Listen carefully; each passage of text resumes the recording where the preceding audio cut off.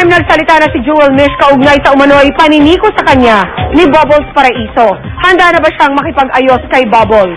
Makisika kay Lars Santiago.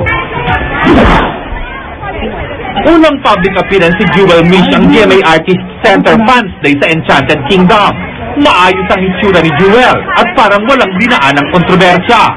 Simula nang pumutok ang issue tungkol sa paniniko umano ni Bubbles Paraiso kay Jewel, nagsawalang kibo ang starstruck for Ultimate Sweetheart, maliban lang sa isang written statement na ipinadala niya sa mga TV show. Hindi po ako ganun. Kaya lang dumating yung time na talagang I had to, speak up for those people na nasasaktan para sa akin. My family, my friends. Kadarating lang ni Jewel noong nakaraang linggo mula sa tour sa Holy Land. Pumunta siya roon sa kainitan ng sikuhan issue. Sabi ni Jewel, malaki ang nagawa ng pagpunta niya sa Holy Land para maging payapa ang kanyang kalooban. I'm rejuvenated. And dream ko po talaga makapunta. As a Christian, dream ko talagang makapunta sa Jerusalem, sa Holy Land. Payag naman ba si Jewel na makipag-usap kay Bubbles?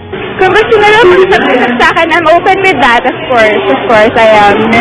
Nagbigay din ng mensahe si Jewel sa mga taong sumusuporta sa kanya. Sa lahat po sa inyo na naniniwala sa akin and nag-pray para sa akin at nag-aabang kung kailan niyo po ako ulit makikita. Maraming salamat. Sana po huwag kayong magsawa. And keep praying for me. Lars Santiago, updated sa Showbiz Happening.